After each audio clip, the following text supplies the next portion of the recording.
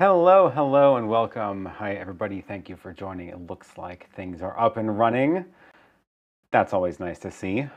Things are a little bit different. Looks like people are still saying hi in the chat. Let me show those again.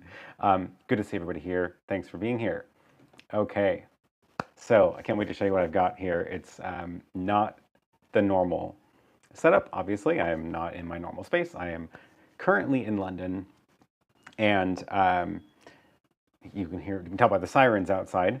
So currently in London for an event here this week, and I am streaming from the hotel room. So cross your fingers that everything holds up. I'm on the event's Wi-Fi that they come in and set up actually their own hotspots in the hotel, and I was getting good speed tests today. So I was seeing like 40 megabits up from the room, which is great. So cross your fingers that it holds steady. But my little testing I did earlier, and I did test before, trying to get in the habit of doing that more. It looks like things were working great. Hi, everybody. I see somebody from Portland, and I'm now really far away from there, but normally that's where I am. I did see a few folks from London in the chat, so that's also cool. Okay, so the usual thing goes for this stream. If you have a question, drop it into the chat with the letter Q in front, and that makes it so I can see it a little bit better on the screen here. And otherwise, feel free to just ask whatever you want, say hi in the chat, talk amongst yourselves, and I will just blabber on for an hour to see what we get up to.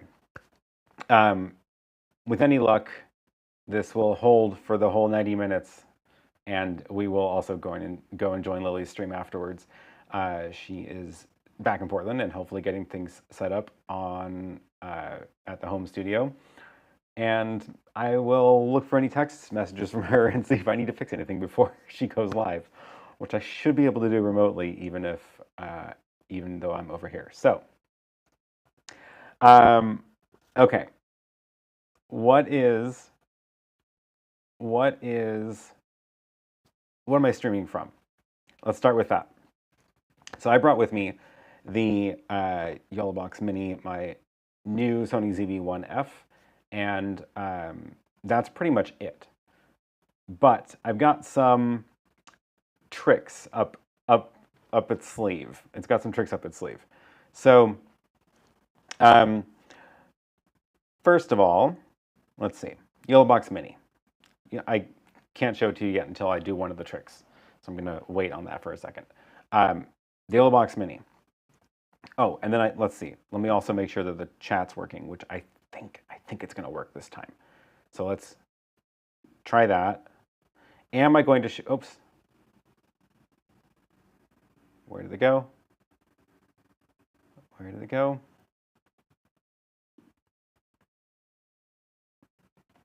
Just reset that. So many new things. That's how this show works. We always try out new things. Okay. If I click a message, it should show up on the screen. Come on, it was working a second ago. I swear. I swear the comments were working. What did I do? Oh, no. Okay. What did I do wrong? Shoot. Well, I may just have to read them to you instead of showing them on the screen. That may be how we're doing this today. Because it looks like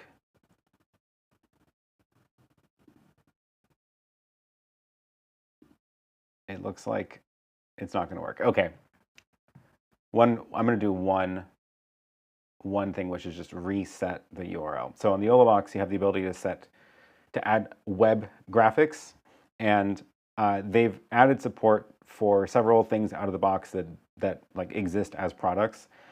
My chat overlay does not exist as like a thing really, because I've got my own little version of it that I use that shows the map and things like that. But I was just before this testing out my little website, transparent. How do you spell transparent? Transparent. Testing out my little website on the YoloBox Mini and reformatting the sizes and things to make it work. So the the browser size that like it reports to the web page is not like a normal 1920 1080. So I was messing with sizes and things, and I got it to work, and I got it to look good. So I just have to remember what numbers were, and then hopefully this will work if I just reset it. Okay. Chat comments? No luck. I just re-entered it to see if it would work, but it's not working. I don't know what is wrong. Okay. Well, the good news is when I click them, they will still get logged properly. So they will get logged, and if you scroll back through, actually, I'll drop this link in the chat now since it actually may be useful as we go. As we go, it'll be like logging the timestamps of the chats so you can see what I was talking about during the stream. What is my URL for that? Chat links. Yeah, that's what it is. No, it's somewhere on my website. That's where it is. Don't I usually link to it in the description of the video? I think I do. Okay, sorry. We're going to get this going properly in a second. I swear. I think I didn't put in this one because I didn't think I was going to get this working. You know how it goes. You know how it goes. Every time we do this stream, something is a little bit different. And then we break things, and then we fix them.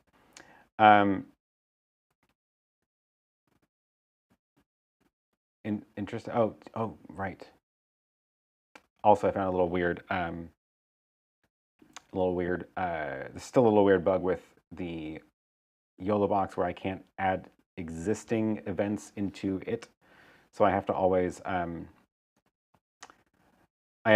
go and create an event on the YoloBox first, and then go and into the YouTube desktop app afterwards to fill out the description and stuff, which is, I don't like doing it that way. I really don't. I really would like to be able to, from the desktop, create the event first, and then on the YoloBox be like, hey, I need to go and start that event. Questions. Why couldn't I not remember that? Oh my gosh. Okay. Also, it looks like it hasn't been in my description for a while, which is weird. Okay, this is the link. The timestamps don't exist yet because the show's not done. But, oh, I just realized there's a giant thing over my face. How long has that been there?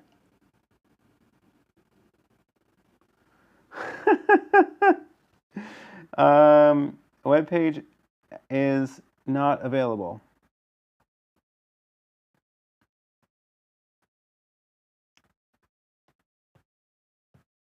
That's weird. So this is the little feature in the YoloBox. I didn't even notice that. I was too busy focusing on my own computer. Overlay. Now you know the URL for this. It's okay. It's not that secret. You can't do anything with it. You can look at the graphics as they appear. You know what's annoying is that I literally had this all running and I did a test stream to a private URL right before this. But that's just how it goes. Okay, one more time. So, okay, yeah, and I can't use the built-in YoloBox chat because, as I was saying, you can't tell the YoloBox to join, like to link up to an existing event that you've created on the desktop. Okay, one more time. Is it going to work?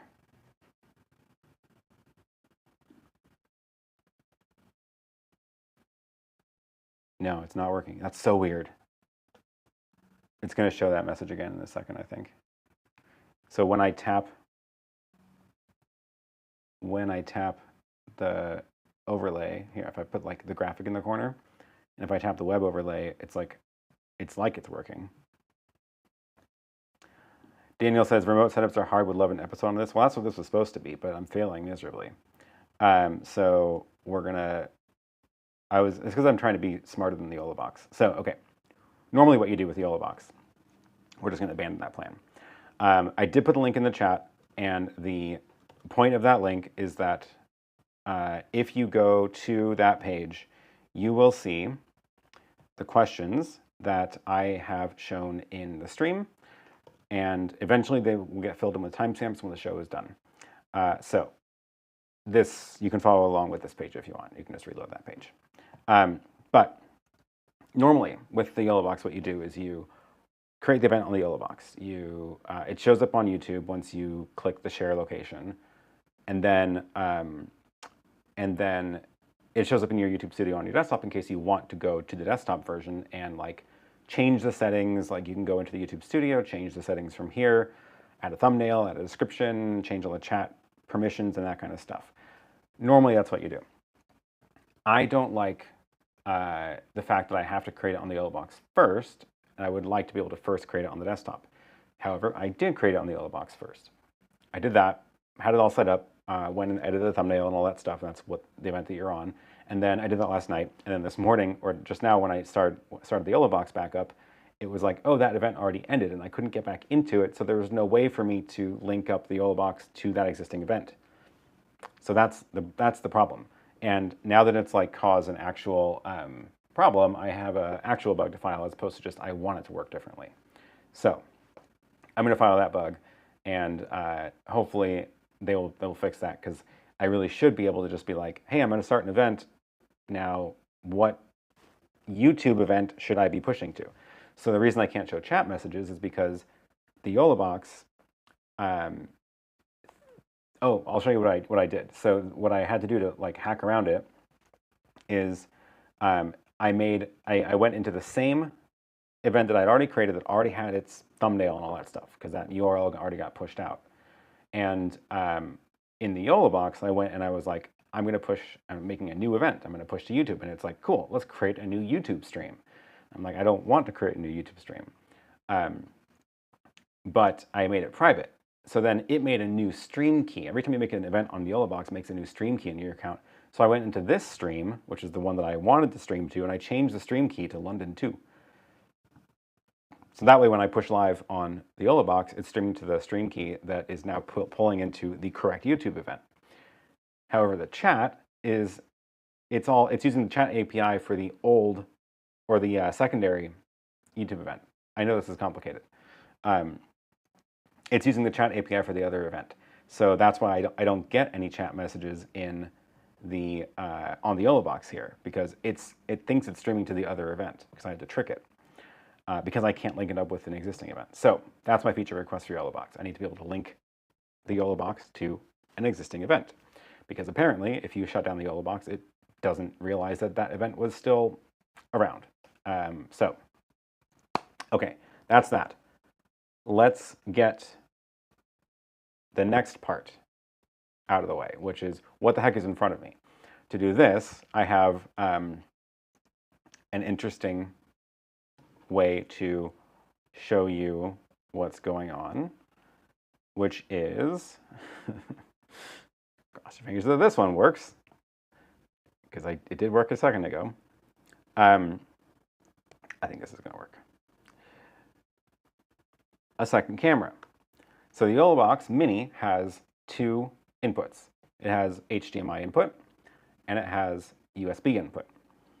So you can plug in USB webcams, also a USB capture card, which I should have brought with me. I should have brought one of those little tiny ones. I did not, though. So note to self, just always have one of those in your back pocket. But the camera that I'm using right now is the Sony ZV-1F over USB into the YoloBox. So it is a webcam as far as the YoloBox is concerned. And that's one of the cool things about the ZV-1F and the ZV-1. They appear to be just regular webcams to your computer when you plug them in, which also counts as the YoloBox. So that's going over USB, which means that HDMI is free. So for example, how was I showing my computer screen? Well, my computer is plugged in over HDMI into the YoloBox. So those are the two inputs. So now I can go from full screen on the USB webcam to also side-by-side on my computer screen. What else can I do with my computer screen? Well, in the latest version of macOS and iOS, your iPhone can mirror the screen to your computer. So my iPhone is now screen mirrored over to the computer screen, and I'm seeing it in front of me. And that means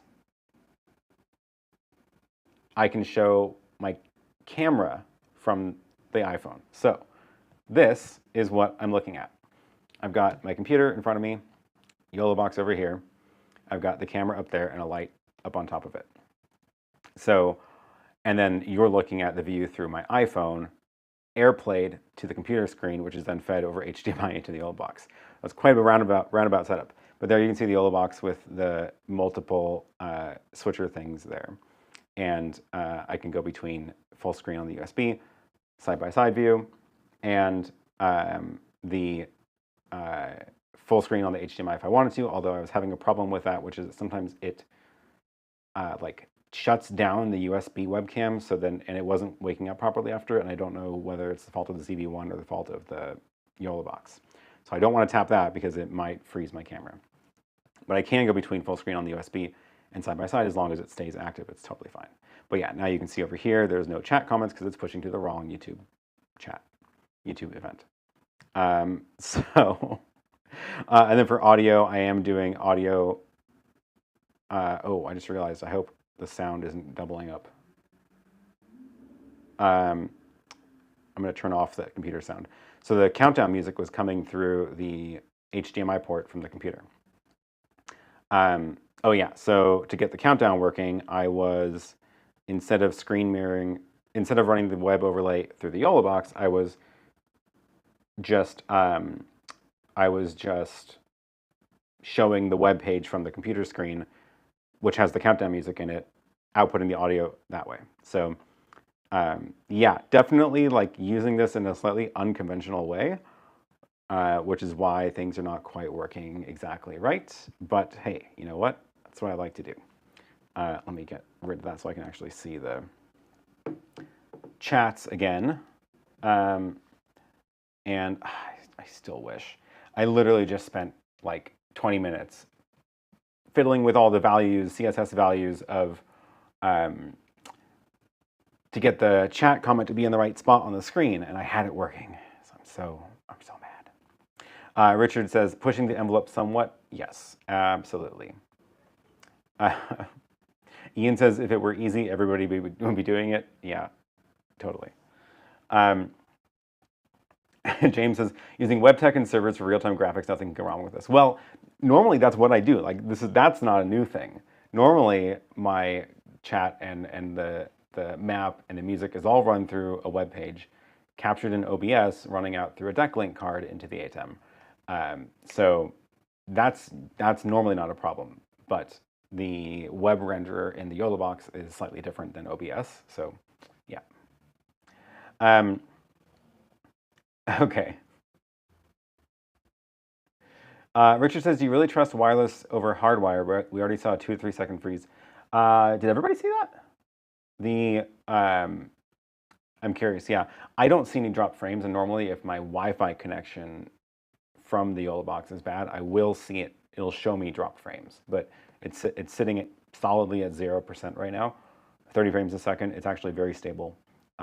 It's actually more stable than I've seen it in most times, so that's nice. Yeah.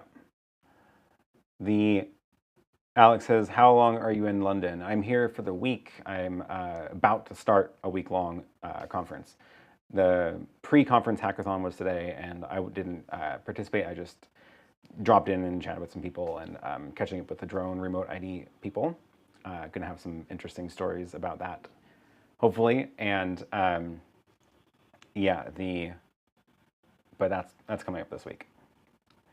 Ian says, it's been raining all day here in London, dark even at midday. I know, I'm really disappointed about it because I brought my drone to fly around and take some photos and videos, and I even like registered for the flyer ID and operator ID and stuff, and I printed out the sticker before I left to slap on the drone. So I'm all like registered and everything that I need to be to fly here. And yesterday and today, it was just rain, rain, rain. There was like a couple of minutes of a dry spots yesterday, and I did go walk around a bit down at, where was it, King's Cross, and there weren't a lot of sparsely populated areas there. It's pretty dense. So I was already like not super comfortable with like popping out the drone and going even just straight up from where I was. But it was also just raining, and there was like a couple of spots where I had about 10 minutes before rain was going to come, and I was like, should I do it? And then I just decided not to. It's interesting because the rules about flying near and even over people here are totally different than the US. And if your drone is less than 250 grams, then you can fly over people, which is totally not how it works in the United States at all. So I was surprised to see that. If it's over 250 grams, then you have to be like 30 meters or 50 meters away or something. It's a lot. And but there, in addition to that, it seems like there's a lot of local restrictions on, well, one, airports, of course, but that's normal. 5 kilometers, I think it is here, near airports, which fine, like I have no problem with that. That makes a lot of sense. But there's a lot of even more local restrictions around just random areas, like the city of London, for example, or some parks just have their own rules about it. And it's not like in the US, it's like national parks. They say you can't fly there, and that's actually FAA, but there's a lot of local restrictions here. So the place I'm at right now is inside of a restricted area. It's one of the parks is here. I forget which one, and they just have this big area blocked out where you just can't fly around it. But King's Cross is between 2 no-fly areas, so you can fly there. And Alex says, I'm surprised you're able to take off in London. As far as I can tell, there are some places where it's not a problem at all. And if your drone is under 250 grams, then you can be around buildings and people and cars. If it's over that, then you absolutely cannot, and you have to go out to the countryside, essentially, is what they say on the website. So, yeah. Ian says, don't bring a drone to the Docklands. You're not allowed to fly them near the London City Airport. Yeah, totally. Nowhere near the airports at all. But, oh, you know, I've got my computer shared here, so I can just pull up the map. The, where was it? The no-fly UK zones. I remembered right. That is the website. Here is the link that I'm going to show you on the screen. Go back to my little side-by-side. So this website has a little map, and if we look at London, so the little purple ones, should get better in a second. The little purple things with the lines, those are airports. So of course, that makes sense. This area is where I am right now. I'm somewhere around here. And this whole area is Hyde Park. And for some reason, Hyde Park blocks out that whole area. You can see the description of it, all these GPS coordinates, and then circle radiuses that describe that polygon. So I can't fly here, and then you can't fly in the city of London. What is this one? Probably a heliport. Oh, no, don't know what that is. But if you go out to here, there's no restrictions. So I was walking around here, but even then it was just like too dense and rainy also. So I was hoping that somewhere around here it would have been like a weird little empty space, but I think everything's just really built up here, and it's not like in the US, where once you get near train tracks in the US, there tend to be just weird gaps. So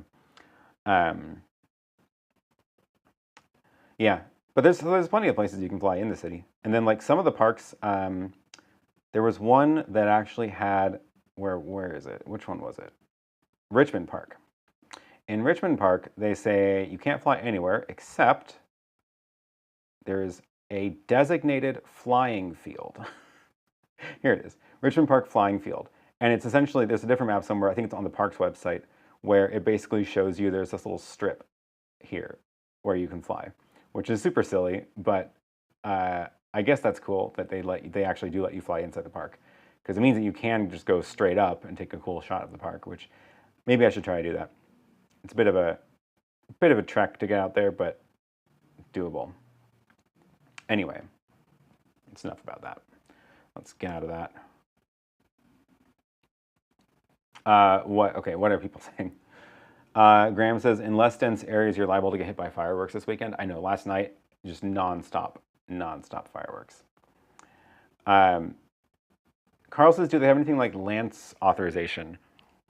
I don't think so. I haven't heard about that. Emerald says, it's not silly, it's intended for FPV flyers and race drones. Yeah, I know. It's cool. It's cool they do that. I don't actually have a sense of how actually big that space is either. I just saw it on the map and it looks tiny compared to the rest of the park, but it is a huge park. Sven says, is it Hyde Park or the palaces in the area causing the no-fly zone?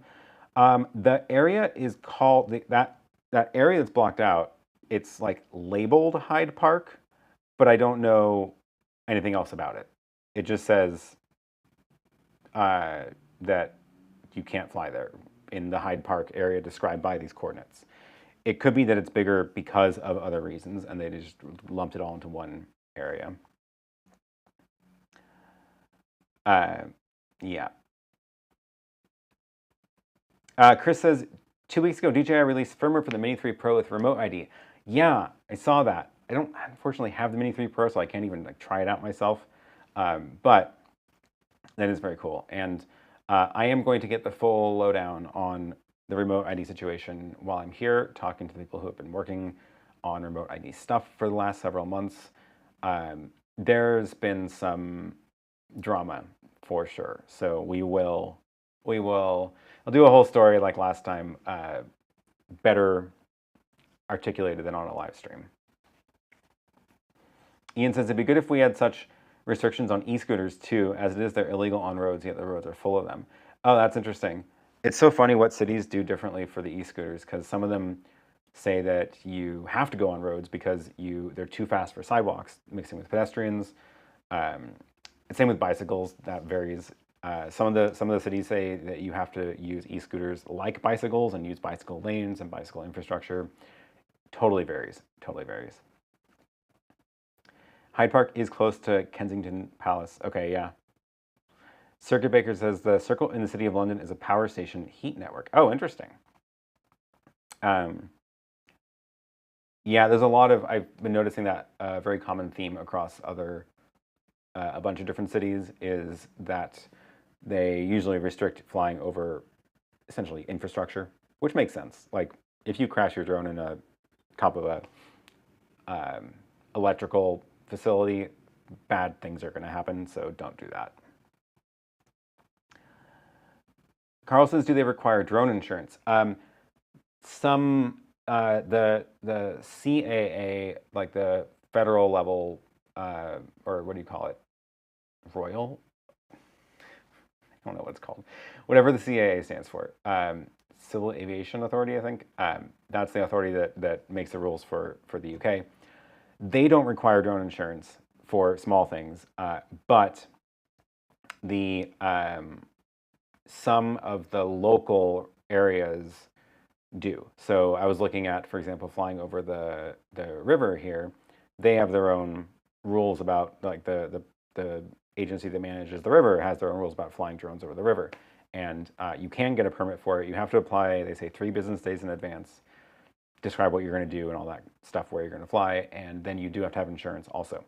And it's for, like, you know, commercial filming permits is what they expect you to do with it. They don't really expect hobbyists to fly. Alex says, the good thing about DJI drones is if you're not permitted to take off in the area, it doesn't take off.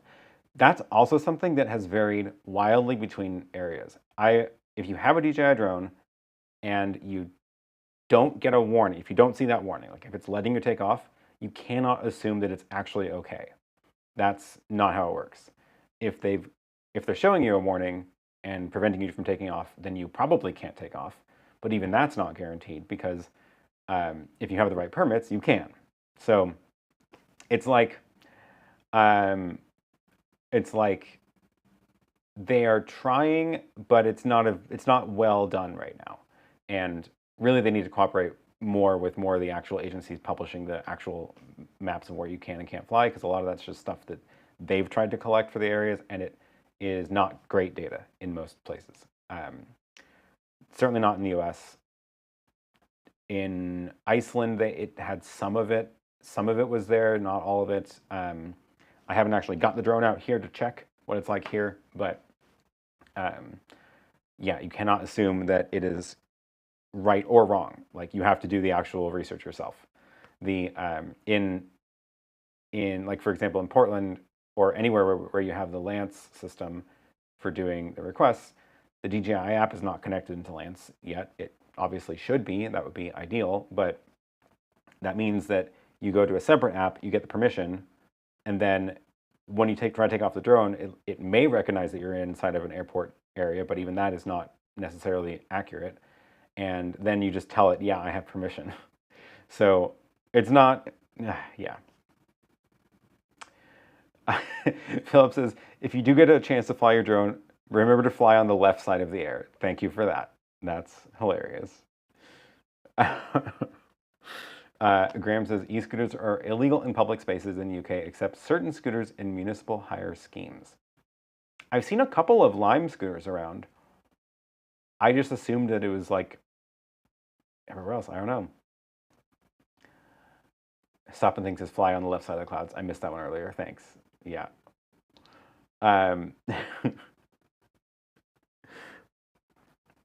Oh, yes. And Mind the Gap says, IT never gets old. Thank you. Okay. That's enough about drones. Let's move on. Let's move on. Okay, here's an actual question. Oh, wait. No, one more drone topic from Jonathan. Just got my Mini 3 Pro and couldn't take off from my house. The new auth zones let me log into the DJI account and get a code sent to me that I put in the controller. Yeah, this is their thing that they're trying to do that's like not the same as the actual official FAA system, the Lance system, and it makes approximately 0 sense. I really think they need to sort that out better, because essentially what it makes it look like, if you get the code from DJI, then it's fine wherever you happen to be, which is also not true. Like, you might be in an FAA area, a restricted area, like an airport zone, and if DJI didn't set it up right, then you're not going to actually be notifying the FAA. So I'm not a fan of what they did with that. Yeah.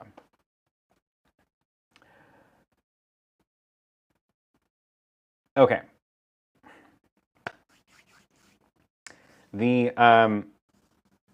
Let's actually move on now. Yeah, let's talk about the Go Live Together. Thanks, Eric. Eric says, Go Live Together feature on YouTube. Would that be useful for rating donuts with Lily on her channel?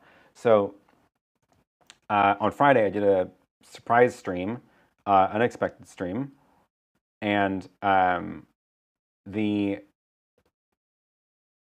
test out a new feature that YouTube just launched, which was called Go Live Together.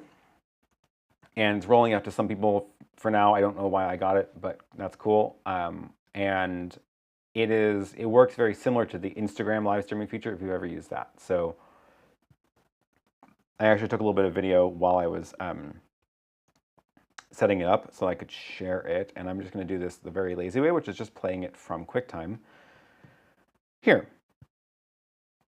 So this is what it looked like on my phone once I launched. I go into the event that I had created. I actually created this on YouTube first. Oh yeah, actually, let me show you that. If you go into YouTube Studio and you go to the live stream button to go live, and then you click schedule stream, you get a new option, which is Go Live Together. So if you have it on your channel, this is where to find it. If it's not there, it's because it's not enabled for your channel yet. When you click that, it lets you create a stream almost like the normal create a live stream sequence, but you don't get a stream key. So then instead, you go onto your phone, you click the Go Live Together, and then you'll be able to pull up that event that you've already created. And then it looks like this. So you get a button, copy invite link, send invite link. I didn't actually click send invite link. I assume it launches your email. But copy that link and you just send it to somebody, and it's just a link. And then they join. They have to have the YouTube app on their phone, and it launches the YouTube app with the right stuff configured. But at this point, I was able to click the Go Live Now button, and then when you click the Go Live Now button, it takes a little bit. Notice I can see the chat down there. It says not live yet, waiting for guests to join, and then eventually, oh yeah, this is what it looks like on the computer. So instead of the stream key, you see the link and who's in the stream. Wow, my screen's really dirty. Then eventually you're live, and then you just see yourself like in the top half of the screen, and on the bottom half it says waiting for guest. So as soon as you send that link to somebody, they will pop up in the queue. Let's see, where did I do that? Here it is. They pop up in the queue, and it shows their channel name and the number of subscribers, which is interesting, and you can deny or add them. So you could, for example, send this link out to just on Twitter or in the chat of your live stream, and see who clicks it, which maybe I should do that at some point. It sounds kind of fun or dangerous. And only one person can join at a time. So I can add somebody, but I have to kick them out to add somebody else. So I was able to add PhotoJoseph, and then he pops in a few seconds, waiting for guest, and then he shows up there. So this is also interesting because what we see on our screens is I see myself at the top and Joseph at the bottom, and he sees the opposite. So he was at the top and I was at the bottom. And then on YouTube, we're side by side. So what we're seeing in the app is like the raw source, and then it gets put side by side on YouTube. And actually that means that it gets cropped differently too. And then as we're going, then we also get to see the comments and stuff pop up over this. I don't think any popped up while I was filming that. Yeah. So that's, and then we get a couple little tools. You get like I think that's the flip camera button, so I can use the rear camera if I want. That's for the chat, and that's like to kick out Joseph. So it's pretty minimal. That's really it. And the key thing right now, and I don't know if they plan on changing this. Oh yeah, IT Never Gets Old asked this. Do you think they'll ever do the Go Live Together thing that will be RTMP streams like Restream or StreamYard? This was one of the things that I was talking about during that stream. Was it's cool that it's so easy. Like it is super easy to just pull out your phone. You can even create the stream on your phone. You don't have to use a computer at all. And the guest just joins from their phone, front camera. We actually, for the most of the stream, if you go back and look at it, if you're curious, for most of the stream, we were using the built-in mic and speakers from the phones. So no headphones, no fancy mics, just built-in mic and built-in speakers. And it was surprisingly good. So it's very easy and it works well. It's certainly like the easiest way to do a joint live stream. But because it's so easy, it is very, very limiting. And I think that there's a couple of things I would want to see added to that, which is I would like the host. So the way it works is like one person is the host, right? Like I'm hosting it. It's on my channel. In fact, it's only on my channel, which is another point. It is on my channel. I'm the host. I would like for the host to be able to stream via RTMP. I would like to be able to push an RTMP stream from a good camera and then bring in guests that easily. Of just like, hey, send a link out, join me by just loading the YouTube app. That's super cool. It doesn't seem like it'd be that much of a stretch for them to do that. The way it's set up, I can tell it's like it wouldn't be a huge deal. And then related to that, but slightly different issue, is that it was only showing up on my channel because I made the event and then I have guests. But because they have to log in, or they have to have a YouTube channel to join, they have to join from the YouTube app, they are in a perfect situation where they can do a lot deeper integration that makes it way more valuable than me using other tools to do joint live streams. Because right now we have plenty of tools, right? We've got StreamYard, which is another pretty easy option. Gives you a lot more flexibility, and you can have more than one guest. It does auto layouts and stuff, which is nice. There's essentially people who are copying StreamYard, doing similar concept of you're in a web page, it manages everything for you. Then, of course, there's the more pro side of that, which is things like the Ecamm Live, vMix Call, and then the more DIY scrappy version of those, which is OBS with VDO.Ninja. And then you kind of get into the more like broadcast grade stuff, which is going to be one ATEM streaming to a streaming bridge or a Magewell Pro Convert for the remote link, where you can have both people have professional studios and you know, high-end switchers on both end or whatever. So those are kind of the spectrum. And YouTube and Instagram and TikTok are all on the way easy, basic end of the spectrum, which is fine. But I think that because it's YouTube and because they make you use the app, they really have a huge opportunity, which is to do better integration. So any of those other options, whether it's StreamYard or vMix or Ecamm or any of those, YouTube, all YouTube is getting is one RTMP feed, right? They just get the one feed. But with this, what they could do is they could be like, oh, well, we know PhotoJoseph joined. He's joining from his channel. They could either stream to both channels so that we both have an actual copy of it, which we've done manually with Restream, or they could at least show my stream on Joseph's channel while he's live, as if he were live, which would also be very cool because they can do that because they have that level of integration possible. So those are the things I am excited to see from them as they roll out this feature. And I thought it was very nice that somebody from YouTube actually joined the stream in the chat. I'm assuming they have a little alert bell that goes off in their office when somebody uses one of these new beta features, and joined the stream.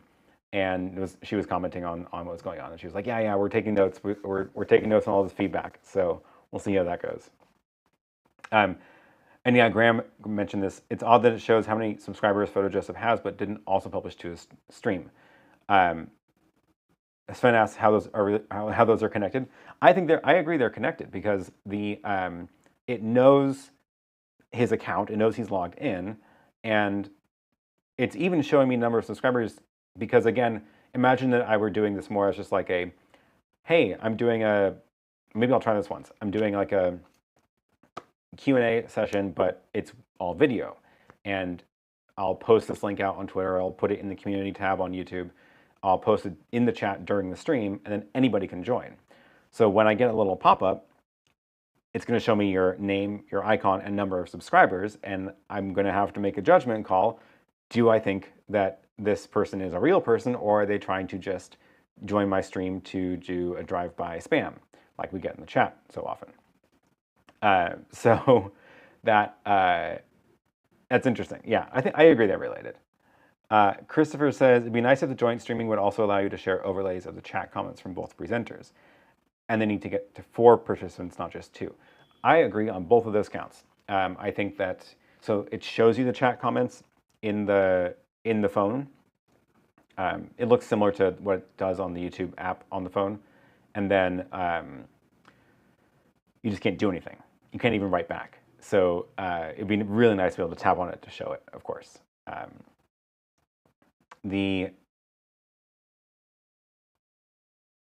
Randy says we didn't see the. Uh-oh. YoloBox says no sound. No, I see it making sound. Did I just stop talking for too long? Okay. Randy says we didn't see the comments from YouTube. They were probably private messages to you. No. Oh wait. Although actually that might explain something. No, they were there. So weirdly, they were not all showing up in my like API view of the chat. Some of them were missed, but I was seeing them on the screen. But if you look at the chat replay, they are there. And let me go pull that up so we can look, because I can show you my screen because I've got it connected. Let's go to live chat replay, and so this was the stream. This was a side-by-side view that was actually being pushed out. Joseph's camera looked a lot better, I think, for two reasons. One, because he has much better light there because he's in an actual studio. I'm in this room with bad light, and he also has a newer phone. Yeah, here it's Sherry. Sherry Lynn said she was from YouTube. That's where she said hi. And for some reason, that didn't show up in my API, so I don't have it like archived, which is weird. But yeah, she chimed in a couple times during the chat.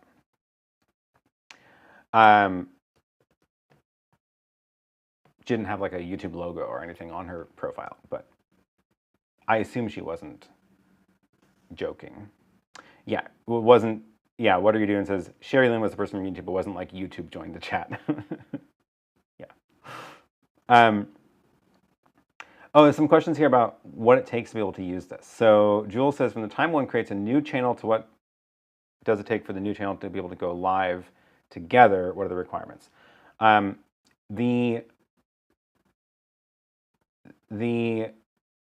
now I'm seeing some conflicting information. So the last time I did this for a new channel, it was like a year ago. So maybe it's wrong now. But all it took before was you make a new channel, you put in a phone number, get a little verification code, and then you can go live. It didn't have a subscriber minimum for that. Other things have subscriber minimums. Getting a custom URL was 100. I don't know what it is for the new username thing. Obviously, 1,000 is a monetization. And then the Go Live Together feature is not currently actually released. It's in beta, so they're slowly rolling it out under, I don't know what the threshold, I don't know what conditions they're giving it to people. I assume that because I actually do weekly live streams and have been for like 2 years, over 2 years now, that I'm probably in some list somewhere of people who do live streams.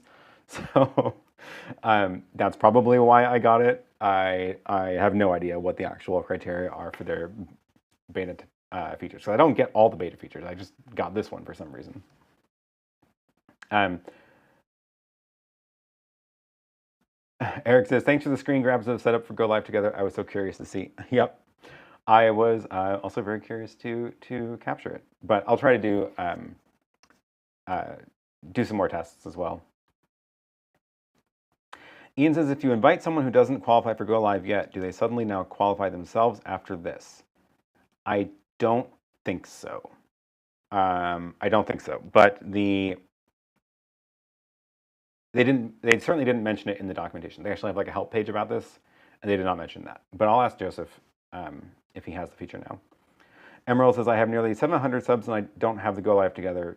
Yeah, it's not actually released. It's still like in a closed beta. Oh, Graham says they now require 50 subscribers to be able to go live from mobile. I forgot that they treat mobile streaming differently from RTMP streaming. Yeah. I forgot about that. Yeah. Carl says a great new data mine extension for targeted ads. I don't think I know what you're talking about. But speaking of data mining, I found a new checkbox when I was setting up this stream. Where is it? There are a couple new things in YouTube Studio. One is this shopping tab, which I can't actually get to do anything useful. But you're supposed to be able to like feature products, but like if I search for things, they just don't, it just doesn't work. Let's see, is it gonna work now? Nope. See, it like auto-completed, but then nothing shows up. That's super weird. Even if I search like iPhone, then I just get like weird iPhone accessories. So I don't know what database they're using, but it's not good. What about Anchor? Can I search for something Anchor? No. Anchor USB charger. Yeah, it's showing me back. Okay, finally, here's one from newegg.com. That's so weird. Why are all these results from newegg.com? This must be a beta feature they're rolling out to merchants also, and nobody's actually uploaded products to the catalog yet. That is my new guess. Okay, can I drag this here? One tagged product. I better talk about it now. The Oh, can you pick Amazon from the seller list? No, the only option I get is all sellers. Nothing. Newegg shows up. Newegg live shopping. So I think it's a new feature for merchants too, and they haven't finished rolling this out. And it's just a little bit early. What else would Newegg have? They may have. Let me see if they actually have like. Do they have a MacBook Air? Nope. What about my Bose Quiet Comfort headphones?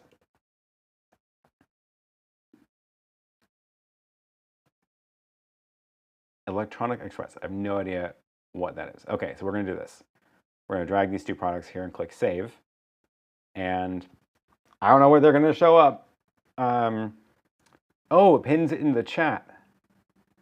So this anchor, oh, it's a pinned message.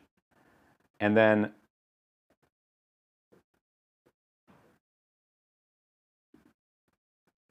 it's weird that, like, am I going to get any revenue from this? I don't know. This is one of the ones that Anchor actually sent me that I did included in that video. And it is actually, I legitimately like this thing. So I will talk about it for a second. Now it is showing up as a pinned message in the chat. That's fascinating. Okay. Such a weird way to do it. You can see that, like, they're trying these things and they've hooked them in the tools that they already have without changing too much of the internals. Like, pinned messages already exist, right? So now you can, like, sort of automatically create a pinned message, but they didn't, like, make a whole new concept of what a product is in the chat. Anyway, no, this thing is actually very cool. I included this in a little review or the roundup I did for the launch of their chargers. And this is the one that now powers my camera stand on wheels. So it's powering the camera, the audio recorder, the Blackmagic converter to get the camera to SDI. Although I guess that's gone now because I'm using the SDI camera. Anyway. Eric says the Anchor link is legit. At least I clicked through it. Cool. Philip says, I guess we should all buy one to see if you get revenue. Yeah, go for it. This is a nice charger. Okay. That's enough of that. The thing I actually wanted to show you in here, I got distracted by the shopping tab, was this other new feature, which is in customization. No, it's in monetization. Nope, now it's gone. Maybe it's in details. It's, oh my gosh, it's totally gone. Yep, it's gone. And now I just forgot what it was. What were we talking about? I got so off track by talking about the shopping thing. We were talking about go live together, subscriber counts. Totally forgot. Let me know if you remember.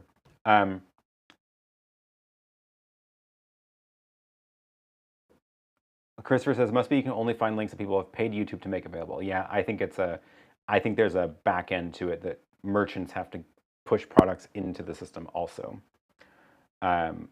which might mean that they will split affiliate revenue with the creator. Yeah. Automatic affiliate money, I think that's the idea. The Graham says it's now in the chat that you are showcasing a product. Yeah, and I saw that on my view of it too, which was also, you saw my screen, so you should have seen it there. But I saw some people saying that they don't see it. So possibly because it's US only. Oh, but then Sven says I saw it outside the US. Interesting. Eric says they A/B selected you out of that feature you forgot. Quite possible. Graham says it's not only been removed from YouTube's interface, but also from your memory.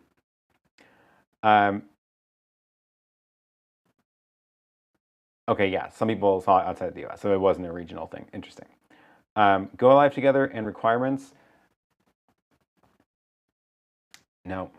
It was some new setting that I saw in the YouTube studio when I went to go make a stream. Maybe I can make a new stream and see if it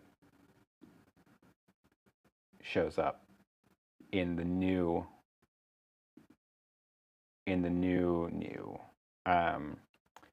details, monetization. Oh, test monetization on, nothing there. Customization. This one's interesting. Live commentary. You can create a list of approved users and only they can chat. That way you can like have people transcribe or something. Interesting. And then visibility. Nope, it's gone.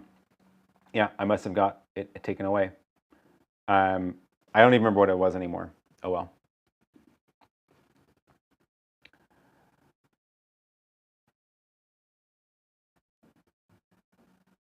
Simon says we were talking about the limitations on new connected stream. Completely lost my train of thought. Oh well. Sven says, I get product tests or the occasional recommendation when doing that for a living. Always amazed when I stumble over live shopping videos. Who watches that? I was hoping teleshopping was dead. It's definitely not dead. It's definitely like making a comeback on the internet for sure. And yeah, what are you doing? Says, yeah, I did do a live stream a little while ago with a bunch of people who were doing that kind of stuff and testing out different formats. It's interesting because like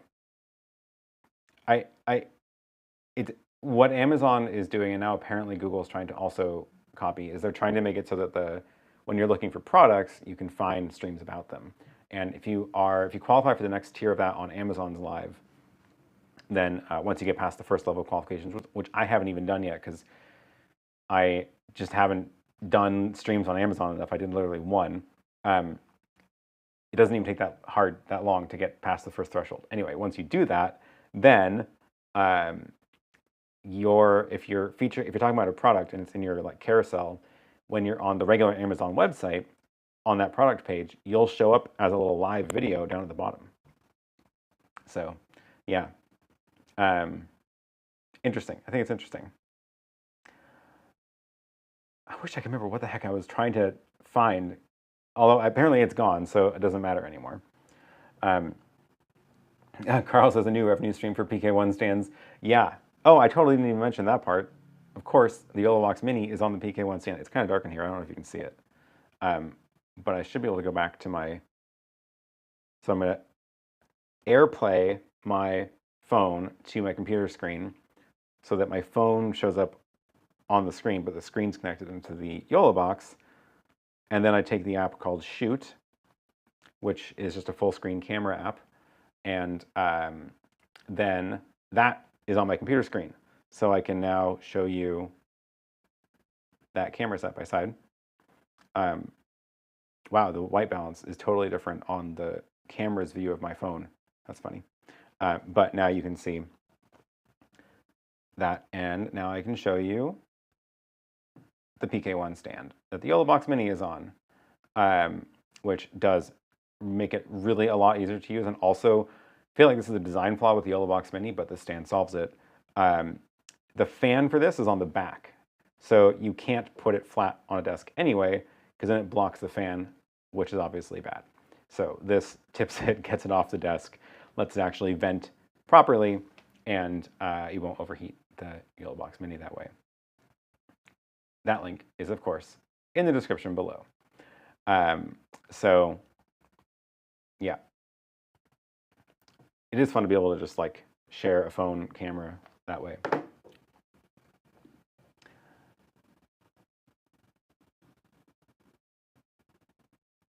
Dell Mix Edit says, I have less than 400 subscribers and I have the Go Live together. Fascinating. Yeah, I don't think it has to do with subscriber count. I think it has to do with other criteria. I'm curious, do you go live regularly? How many live streams have you done in the last, I don't know, 2 months, let's say, or 6 months? I'm really curious who they've decided to like push it out to. My theory was that it's people who live stream regularly because that's the only reason I could think of that they would give it to me, because I'm not like a huge channel.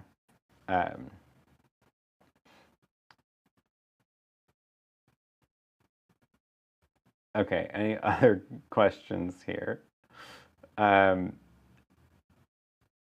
Turning Point Communication says YouTube handles are available to channels with less than 100 subscribers as they roll out. Cool, thanks for that. I forgot to double check that one. Yeah, the new handles thing. See how that goes. Google is well known for their identity crises over the years. Their whole Google Plus rolling into YouTube identity mix-up thing was chaos, but that is how I got the check mark, so I'll take it. Yeah, that was the reason I had the check mark on YouTube is because when they merged Google Plus identities with the YouTube identities, you could verify your Google Plus identity by linking it to a website saying this is my website, and then on your website you would link back to your Google Plus profile. And as long as those two links were there pointing to each other, then they would have a verified mark on your Google Plus identity saying that, yes, here is the real website. This is the bidirectional link. And that translated to YouTube verified because Google Plus identities became YouTube identities. So then I've got the YouTube checkmark because I was verified on Google Plus. And then years later, it changed to mean something totally different, but they couldn't. They actually tried to take it away, and from people who didn't meet the new criteria, and they got so much pushback. So I lost it for like a week, and then it came back. It was hilarious. Randy says, I got a handle rollout even though I only have 3 subscribers. Yeah, I think they're just pushing that out to everybody. I think they just want the handles to be the thing everywhere now. Ian says, you're in the UK now. It's a tick, not a check. Oh, I got to get my language straight. That's hilarious. Okay. Christopher says, I got a request to set a handle for my work YouTube account that has 0 subs and is only used to watch private work videos. Okay. So, yeah. Oh, Ian says, maybe YouTube will offer for £8. Oh gosh. Oh, we can talk about Twitter if you want to talk about news this week. Time Off with Lee says, when you create a new channel right now, you immediately get a handle. Okay, so it's done. They're done. Yep. Delmix Edit, you gotta tell me how often you stream though, because I'm really curious since you have the feature, the Go Live Together feature. Alex Hardy says you should do a meetup in London. I would like to do that. I don't know when a good time is. I think maybe probably earlier in the week is better. I'll have to think about that. If you are interested, leave a note in the chat, also comment, and eventually I'll post something in the community tab and on my email list. So in the email, that link is below too. You can subscribe to that, and that's probably the most reliable way to get notified. Oh, hey, there's Delmix Edit. In the last few months, I've done 3 to 4 live streams. Okay, that's pretty good. That's pretty good. I wonder if it's got to be related, because there are a lot of channels with way more subscribers than both of us. So, yeah. Please no Twitter discussion. I'm so over it. Don't talk about the dumpster fire Twitter poop emoji. The only thing I will say about Twitter is that it has been fascinating to see how much people are not talking about going to Facebook as an alternative and are talking about Mastodon, which has been around for a long time, and they actually implemented a spec that I was involved with creating years ago. And I also implemented that spec in my own website, so I don't need a Mastodon because my website is that. So if you're curious, you can go follow, if you have a Mastodon or other thing that speaks that spec, ActivityPub, you can go follow me on my website, which is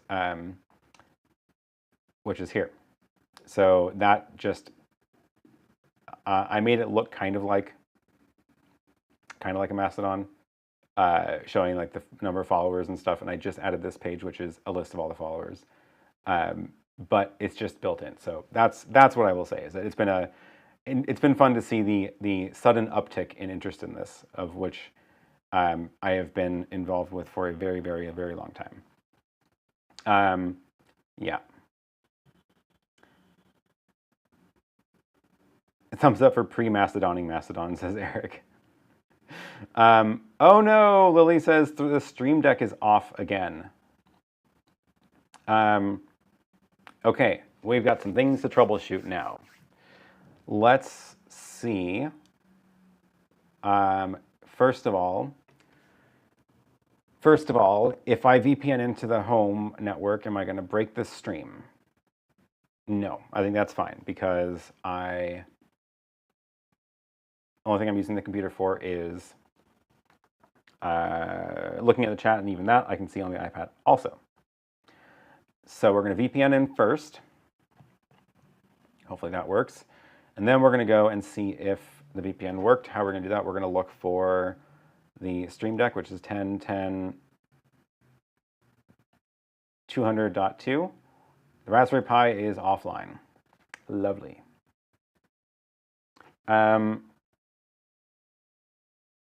So the Raspberry Pi is offline. Why would it do that?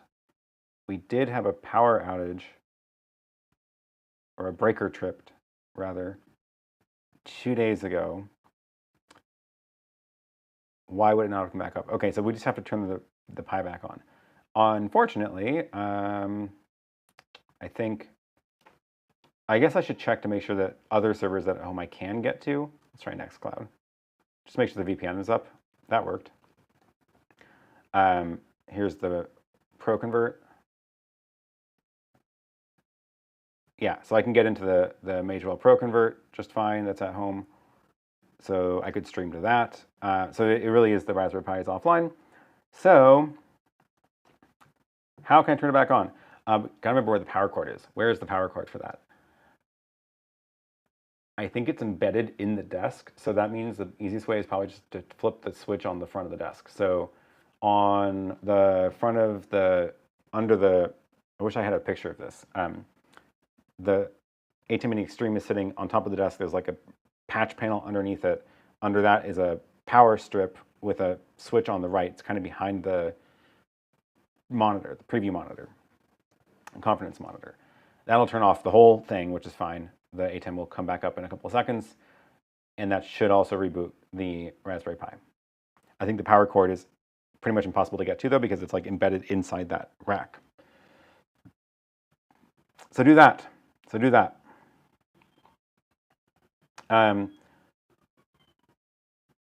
Famous last words, I think that's fine. Yeah. So pull the power cord and let us know when you're done.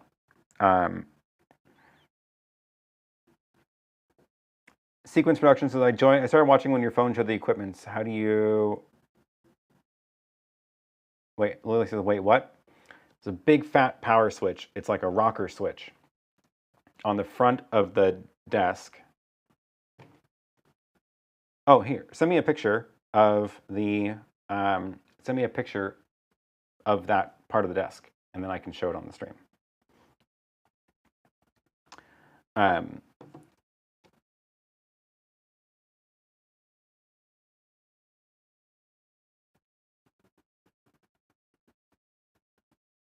Philip says, yeah, Lily can take a photo and send it to you, and then you can annotate. Thank you for pointing that out. I didn't even think about that.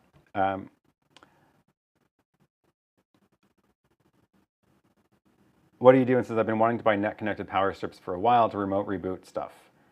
This is getting me closer to sooner rather than later. Yeah, I agree. I have that at the studio, and it's so great, and I think I need to get one for home. And I think I do like the one that I got for the studio. I wonder if I can find it. Let's see. Oh, here's the picture. Excellent. Now I can just airdrop it to my laptop. What is it called? It's not a UPS. It's a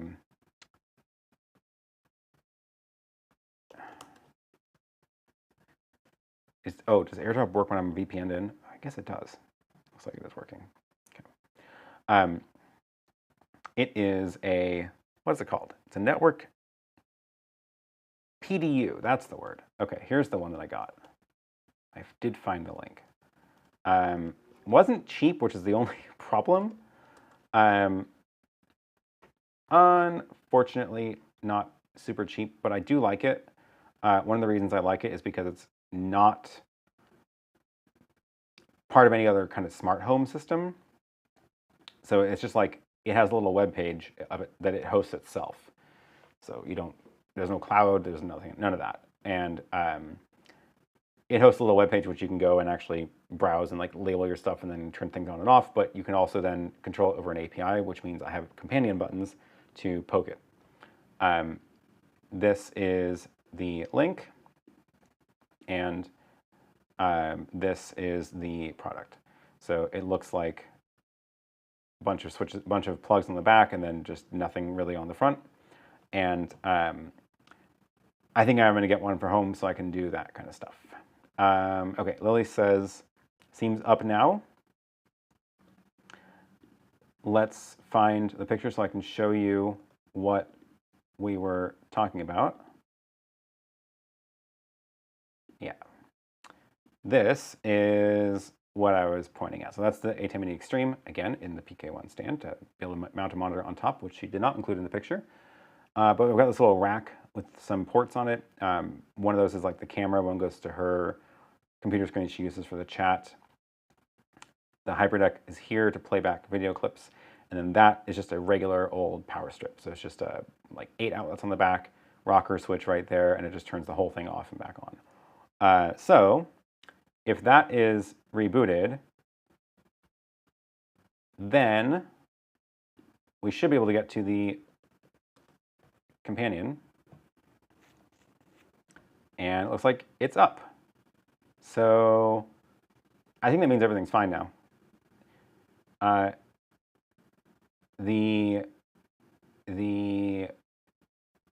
assume that just means that the Raspberry Pi didn't start back up on boot or on the power outage, which is weird because normally it does. Oh, Lily said I didn't put it in the picture because you can see out our window. Should close the curtains. You need to close it for the light anyway.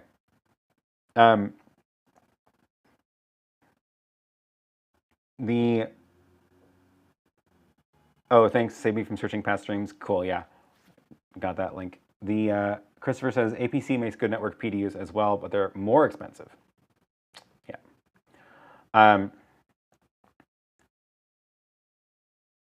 Sequence Production says, how did you connect the phone camera to the mixer? Oh, so my phone AirPlays, you know, the little like mirror your screen thing to, should see it in a sec. Now it's not showing up. It was working a second ago, maybe because I'm VPN'd again. Or maybe my phone got kicked off Wi-Fi. When your phone and the computer are on the same network, if you're using the latest iOS and macOS, then you can screen mirror from your phone to your computer, and your phone screen will just show up on your computer screen. But then the computer is plugged into the YoloBox, so that's how that is getting in there. Oh, it's overcast and rainy? Okay. It is now officially nighttime here, so there's no light out there. Cool, well, glad we got that working, so she can actually do her stream in 15 minutes. JSA Media Technologies says, I'm trying to decide on upgrading ATEM Mini to an ATEM Mini Pro ISO, possibly get a YoloBox when on the road. Any thoughts? I'm a high school teacher and a part-time college professor. I would say if you are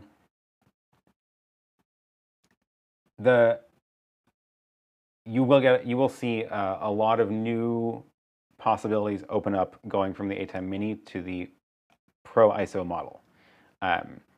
The built-in streaming and the built-in recording, especially the ISO recording, are amazing. And I don't know how many times I can say this. It is the ISO, the ATEM Mini ISO, and even the ATEM Mini Extreme ISO are by far the cheapest way to get a 4-channel and 8-channel recorder at all. Like, there is no other option. And being able to record four video feeds onto a drive or 8 video feeds onto a drive, there is nothing else that is that cheap. So it is absolutely incredible. And if you're doing teaching and filming lessons and stuff, it's very nice to be able to just have your cameras or like plug in your computer as one, have a camera have a top down, maybe a side view or whatever, and then just let them all roll and then just deal with it later. So you don't have to edit, you don't have to switch live. You you can just record all the angles and then just edit to how you want it to look later, which is really, really nice for some things.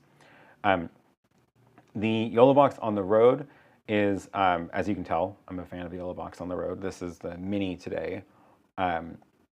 Definitely has some quirks, but it also does way more than the ATEM Mini can do, but like also easier, but also less flexible, if that makes sense.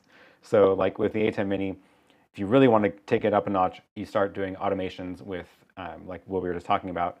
This this software is Companion, which is an open source tool that lets you create these buttons that you can either use from a web page, or you can put them onto an actual Stream Deck, like the Elgato Stream Deck, which gives you physical buttons with these little screens on it. And this can control the ATEM Mini, and you can do things like start and stop streaming, start recording, switch camera angles, do picture-in-picture, and all that kind of stuff from here, and it's really, really amazing. And then it gives you a nice, quick way to have physical buttons next to you to control your stream. You do not get that with the YoloBox. The YoloBox is all touchscreen device. So they're like two totally different ways of thinking about it. And I do think they both have their place, and like I am not going to bring my ATEM Mini rig when I'm traveling like this. It's just not going to happen. And that's why I use the YoloBox instead. Ian says it'd be nice if the ISO could also act like 4 hyperdecks. Oh, that'd be really interesting. Like being able to play back recorded videos too. Yeah.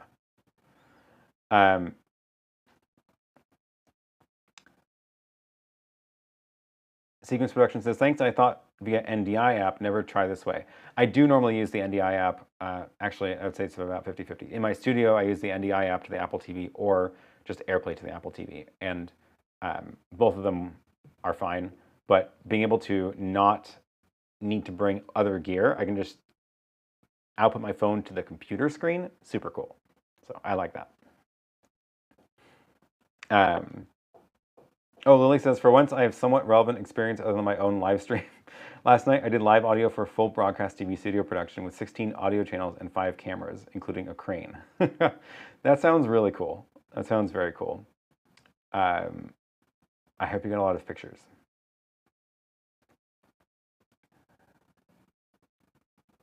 Oh, somebody asked, I saw some chat about the audio.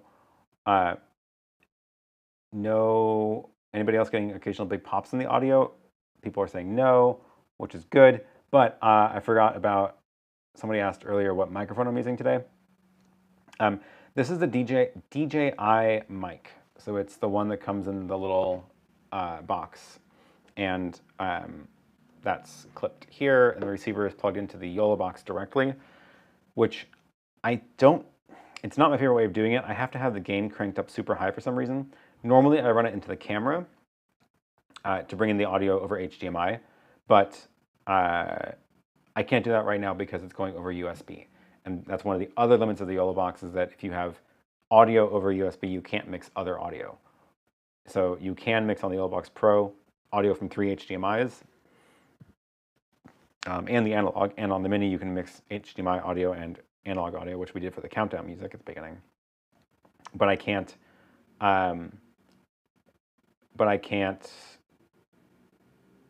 if I ran my audio through the camera, I wouldn't be able to do any other audio, which maybe I should have just done that, because I think it sounds better when it goes through the camera. Oh, some people are saying there are some pops. Okay, interesting. Thanks. Don't know where that's coming from. I do think that works better when I run the audio through the camera, though. Philip says, will you be chiming in on Lily's stream with a London donut? Did not plan on doing that. I need to go eat dinner first, because it's now 7 p.m. Before I eat a donut. Also, I guess I could push to the Magewell Pro Convert there. Probably too complicated to do that this time. Lily says, one of the people brought their own microphone and we were live and it was popping on the line, so that was stressful. That does sound stressful. In-studio monitors and musicians fails. That wasn't fun. They told us 11 singers, a full drum set, and a keyboard singer were showing up minutes before going live, we thought there was one singer. Oh my God, 20 minutes before live. That sounds very stressful. Gotta love the people just like not understanding that you need a list of requirements before you can just throw a production together, but it's cool that you pulled it off. Very cool that you pulled it off. Surprises with live events. Yeah. Oh, Chris says, what's your process for going live on the YoloBox? I have the OG and have tried the YoloBox Pro twice and returned it both times since it crashed a third of the times I tested it. Huh. What was the process? So for this one, at the beginning of the stream, scroll back for the chaos that started the stream because things did not go quite right. I literally just ran through the whole sequence before I went live. I went through the whole sequence of like testing everything. That's why the chat's not showing, because I tested it before and for some reason it's not working. Don't know why. One of the other problems I ran into was I created the stream yesterday and that it doesn't like that. So normally I feel like I've done it before and it's been fine. I don't know why it didn't work this time. But back at the beginning of the stream, I talked about like some of the setup stuff. But no, what I found is that like I'm still looking at this and it still says 30 frames a second and no drop frames, which is great. And now it's been like almost 90 minutes. And it seems to do very well, again, in good network conditions. Interestingly, the YoloBox fails better when the network is bad than the ATEM fails. It fails worse. So that was the whole ResolveCon mess. YoloBox was did save us a couple times during that whole fiasco, but I haven't had it just straight up crash on me, which is interesting. I don't know what crash you're seeing, but I haven't had it crash. I don't know what it would do for that, but yeah. I mean, this is like, I plugged in the Sony ZV-1F over USB. I've plugged in the computer over HDMI. Got my little side-by-side layout created. So I can switch to that view. YouTube wants me to insert ads. I'll do that in a second. And then the one glitch that I did notice here, again, I don't know if it's the camera's fault or the YoloBox's fault, is if I switch to make the camera not show up, and again, it's a webcam, USB webcam, then the camera like disables the USB and it won't come back. Don't know why that is. I feel like other webcams haven't had that problem, so I'm going to blame the Sony for that one.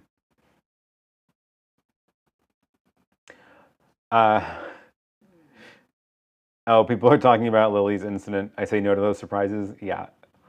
What are you doing? It says last minute changes are the worst, especially when you're not sure what you were ready for is actually going to go smoothly.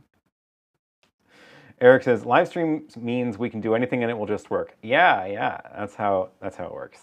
That's how I treat my show.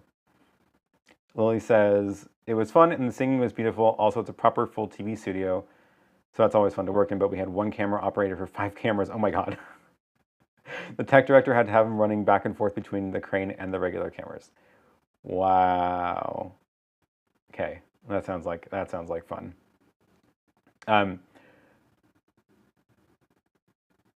Yeah. Oh, here's a question from, are the HDMI ports of the ATEM Mini weak? Because I saw people saying that their HDMI port is damaged. I haven't noticed that, but again, I feel like I'm not as hard on my equipment as some people because I just don't do things with it that seem dangerous. I don't know. Like I hate the big fat HDMI cables with a passion. I'll never use those. So I use like lightweight cables, and I always make sure to like if it is at all one of the even thicker normal size cables, make sure that it's not pulling down on the ATEM ever. Like tie it up so that there's no tension. And I don't know if they are weaker than other HDMI ports if you are doing bad things to them, very possibly, but I have not had an HDMI port fail in any ATEMs. Yeah.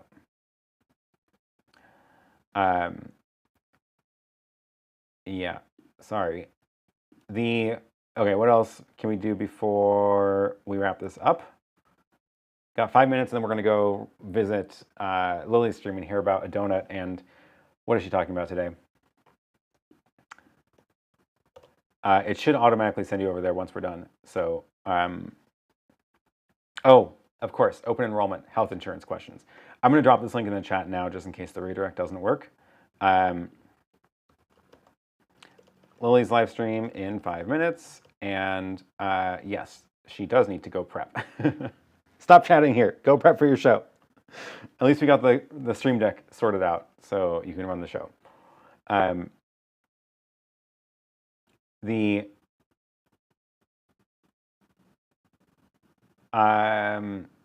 Yeah, okay, so if I host the meetup, it's probably gonna be either Monday night or Tuesday night. I've got stuff during the day here at this conference. And she says, come be sad about healthcare with me. Yeah, exactly. If I do have a meetup here, you'll find out about it in the YouTube community tab, in my email list, and that is probably the best places to post it. So yeah, if you're in London, near the, where am I? Hyde Park area, I guess. I'm kind of near the Hyde Park spot. Then yeah, we'll find a spot, and it'll be either Monday night or Tuesday night. So subscribe, all those things, thumbs up, give us a thumbs up. This has been a bit of a chaotic stream, but hey, you know, it always is, especially when I change things up all the time. We've had a bunch of normal streams, so it's good to throw in some stuff into the mix here. Yeah, Roxanne says, where are your thumbs? Come on. Yeah. Simon says, can I join your email list? Absolutely. The link is below. It's down at the bottom somewhere in the description. What are you doing? Says, so the SDI versions and converters is better for long-term reliability. I would say probably yes, for a number of reasons.